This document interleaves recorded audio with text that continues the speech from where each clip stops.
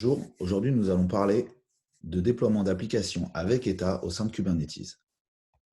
Petit rappel sur ce qu'est une application avec état. De manière générale, une application avec état désigne toute application stockant son état dans des fichiers physiques. On les appelle aussi les applications stateful.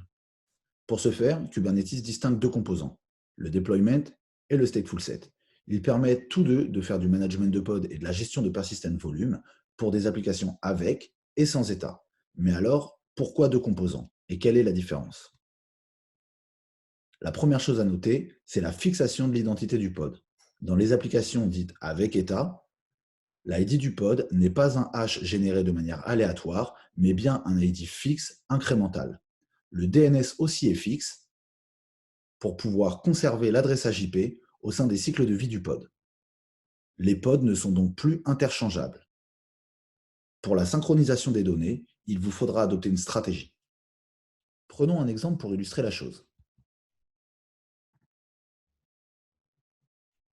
Ici, dans notre cluster, nous avons un master MySQL 0 répliqué en deux pods, MySQL 1, MySQL 2. Le MySQL 0 va puiser sa data dans master PV. Chaque pod répliqué possède sa propre copie du persistent volume. Ces persistent volumes doivent systématiquement être synchronisés avec le master. Lorsqu'un nouveau pod est répliqué, il puise sa copie du dernier pod créé. Et lorsqu'un pod est supprimé, c'est systématiquement le dernier créé qui sera supprimé.